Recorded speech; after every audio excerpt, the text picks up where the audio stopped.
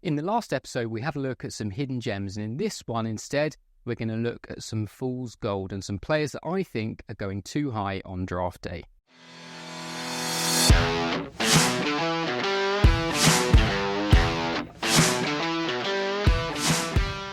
Welcome back to the Draft FC podcast, the podcast, website and YouTube channel dedicated to all things official draft FPL. My name is Mitch and I'm your host for another episode in our Road to Draft Day 2024 series. In this one, we're going to go from looking at the hidden gems in the last episode to looking at some overrated picks in this one. And I'm using some of our data at Draft FC to determine who is overrated and who isn't. Now, lots of new subscribers and people messaging over the last week, which is great. And we are very glad you've decided to be a part of Draft FC, because even just watching a video, listening to a podcast, just sending us a nice message of support makes you very much a part of the team. And on top of that, many of you have also signed up at our website, draftfc.co.uk, which is, of course, the most generous way to support us and keep us doing what we're doing. And while a certain amount of what we do throughout the season can be applicable, we are very much geared towards official FPL for now. So I do want to make that clear. You can integrate your team and league into our site so it all fits like a hand in a glove.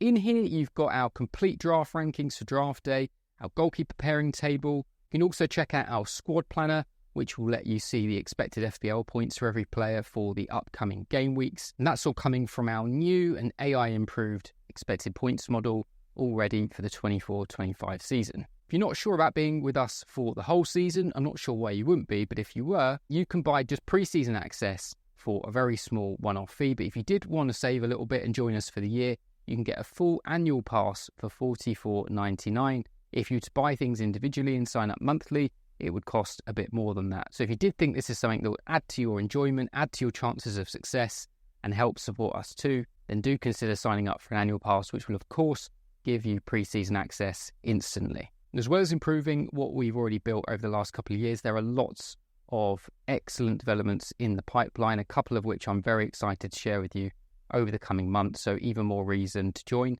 and not miss out on those as soon as they become live. Oh, and also our predicted lineups feature is currently live for members. So you can have a look at our very much version 1 of the Game Week 1 predicted lineups. They are currently live for members. For all of the rest of you who have maybe seen our predicted lineups on the front page, which is not member access, anyone can access those.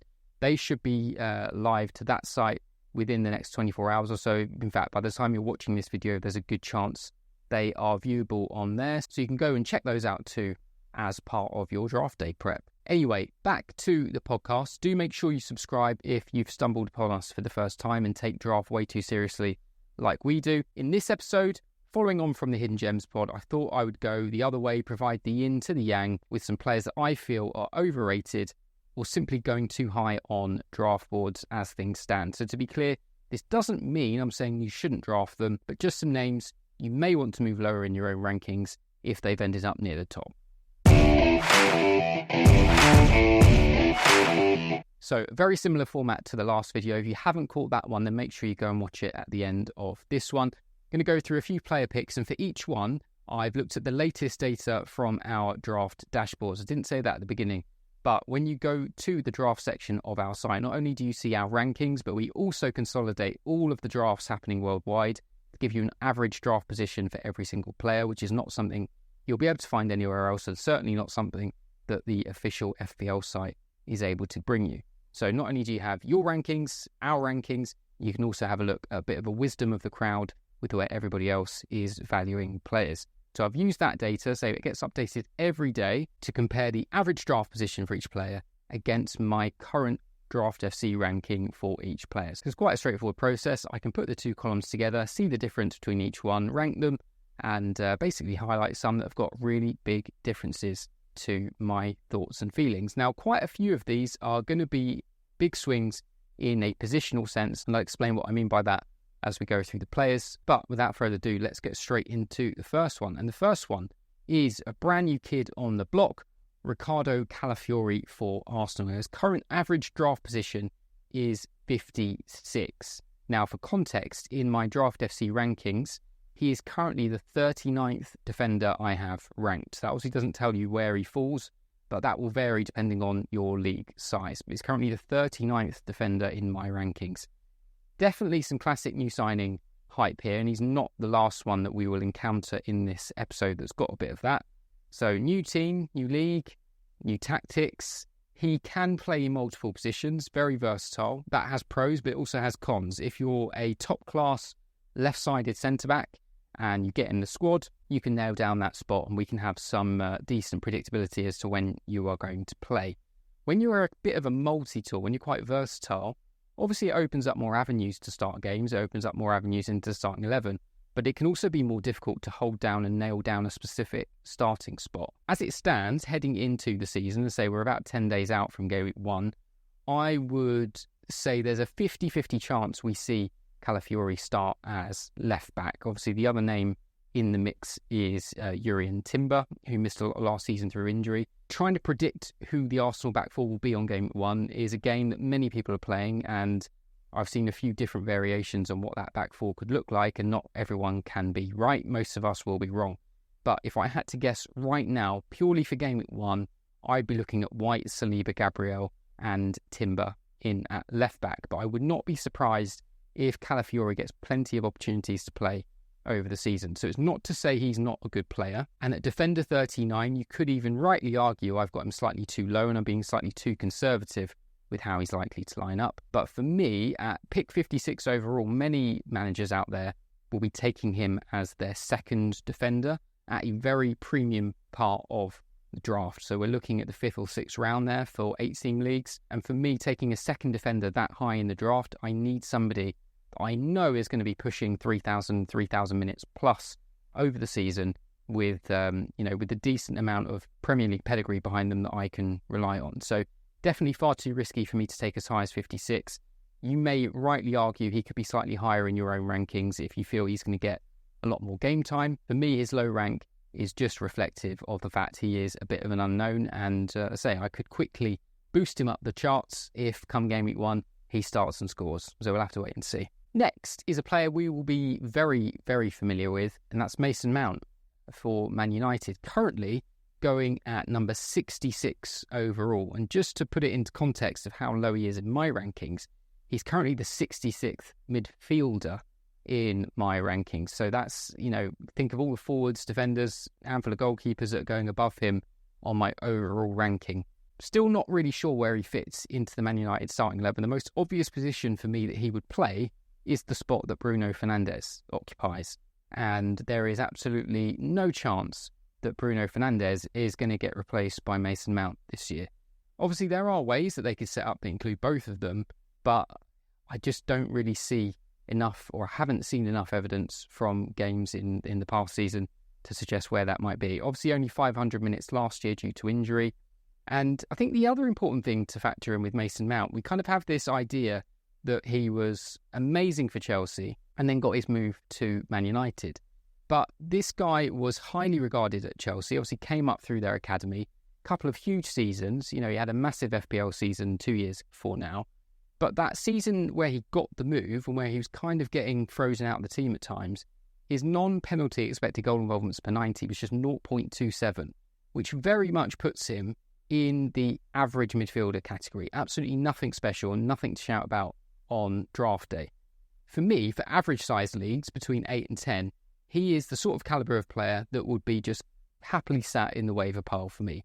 If a fellow manager were to pick him up on draft day, I would see that as a massive positive, because that's one less midfield spot that I have to contend with against my fellow managers for a player that I do not care about in the slightest. So as I said, this isn't to say I don't think Mason Mount could be a success at Man United, because he's definitely got qualities there, and there could be, and probably is, a system in which he could play alongside the likes of Bruno Fernandes and still get a very good, healthy number of returns. But as it stands, I just don't see it, and he has to be someone that I'm just going to watch and wait for now. Another familiar name for FPL players, the trusty centre-back for Manchester City, Ruben Dias. Now, his current average draft pick overall is 51, and I currently have him as my 18th defender. So we're not looking at as big a gulf between valuations for this one, and this is really where I think it's about the weighting of positions. Anyone that's seen any of my previous episodes will know how much I am advocating for you guys to favour the forwards early on. And when I say early on, I'm still talking as high as pick 51, where Ruben Diaz is going. So he's currently going as the 14th defender, which, as I said, is not massively above where I've got him as the 18th defender. It's just how our overall rankings would look and where all the defenders are currently sat in my ranks. If we just look at him last season, 88 FPL points from 28 starts means he was basically a below average defender. Absolutely nothing to shout about. 0 Premier League goal involvements over the last 2 seasons. So he's not a Gabriel, a Van Dijk, or any of these guys that's nutting them in from corners every other week. He's really not threatening anything whatsoever apart from getting the occasional clean sheets. As we covered in the Defender episode, which I would encourage you to go and watch if you haven't already, clean sheets are really a dying breed in this era. And I think for someone like Diaz, you would purely be drafting him for Manchester City clean sheets. That was not to say City aren't going to keep a decent number of clean sheets this year. I think I said it in one of the previous episodes. Overall, I would expect the number of clean sheets Manchester City kept maybe does nudge up slightly this year. If any team can buck that trend, it's them.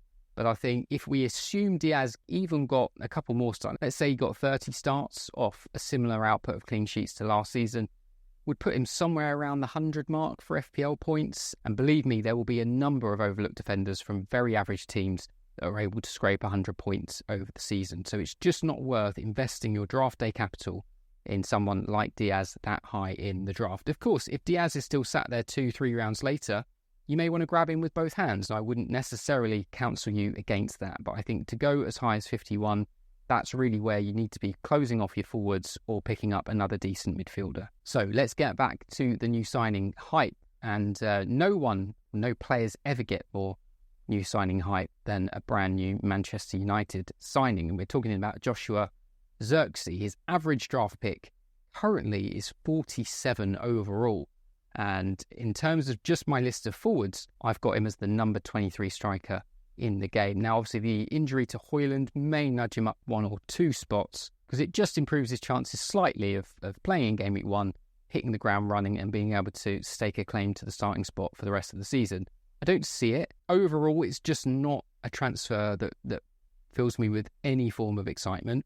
He's coming off the back of a couple of decent seasons in Serie A for Bologna, 53 appearances over the 2 seasons, an XG total of just over 12, and he scored 14 in that time, also got 6 assists. So 20 goal involvements over 2 seasons in 53 appearances is just a pretty regular stock mid-table forward output that I would expect to find in any of the top leagues in Europe. He's obviously got some physical attributes that you will see as soon as you first see him on the pitch, if you haven't already, which gives him the edge potentially over Højlund in certain scenarios. But for me, he's not really cut from the same cloth, and I don't see him getting anywhere near 10 Premier League goals this season, just to put it into context. I think his draft rank really just represents the Man United tax, which is a tax that all leagues have to pay by the Man United fans in them. You know, if you've got a 10-team league, the odds are at least 4 of them are Man United fans, and they'll all be clamouring for the likes of Mount and Zirkzee. Let them pay the Man United tax, and then you can just happily sit back and be well above them in the league come game week 38. The final player on the list is another defender, Fabian Schär for Newcastle. So actually, the 5 players we're talking about today, if you just look at them, all from pretty highly regarded clubs and players that a lot of you will have in high regard. And that's not to say I don't. I've got Fabian Schär as my 15th defender overall, so pretty good spot there. If we were talking about an 8-team league, he would be a defender number 2 for me, depending on my position. But again, it's just people overvaluing defenders as a cohort as a whole. So his current average draft pick is 63, coming off a good year, 4 Premier League goals last year. Only Romero got more than that with 5. However, the underlying stats did not really support that kind of output. His XG was only 2.7, and teammate Dan Burn, just for comparison, had an XG of 3.4, but just didn't manage to convert the chances like Schär did. The obvious upsides to Schär is if you like the Newcastle defence, he's probably the most nailed-on defender to start. There are no departure rumours, and his performances have been generally very good. There's heavy rumours today and this week about Mark Gay moving from Crystal Palace to Newcastle, but he would not be taking Shah's spot, he would be partnering Shah. So, yeah, Shah is definitely the safest way into that Newcastle defence. But overall, it's just more evidence that defenders are going too high. And I think just drafting Shah that high because you expect him to score another 4 or 5 goals next season, the underlying stats would not support that that's very likely continue. I'm not saying it's impossible, but wouldn't be something I would be putting too much money on. And again, at this sort of point in the draft, around the end of round 8, if I didn't have 3 forwards and at least 3 midfielders, I would not be looking to stack up on my defenders just yet, with plenty of opportunities to get half-decent defenders in the later rounds.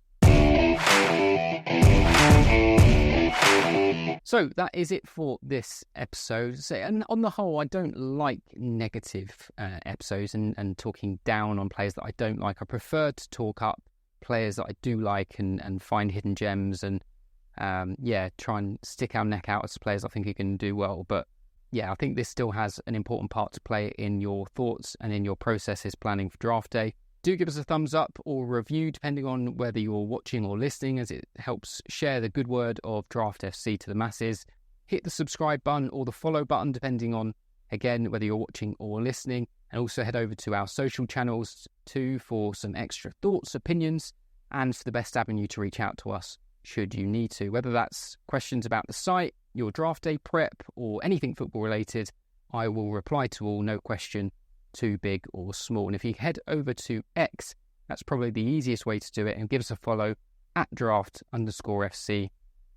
That will also be linked in the description below if you can't be bothered to type the characters in. Now, if you've made it this far, I would probably just warn you that the next video that comes out from us may not appeal to you like the rest of our content has done. But it may be something to share with friends, family, work colleagues, whoever really needs to hear it, who may need some convincing to play Draft FPL. I'll be doing a real basic nuts and bolts video in terms of concept of the game, how to play, with also a healthy sprinkling of propaganda in there to try and convert FPL managers that might need that little extra push to play the superior form of the game. After that, there'll likely be around a week, if not less than a week, to go before the Game Week 1 deadline, which is crazy. So I'm sure lots of you are drafting this week and this weekend. Remember, if you have left your draft prep far too late and you're pushed for time, do consider signing up for a pre-season pass at draftfc.co.uk and let us do a lot of that hard work for you.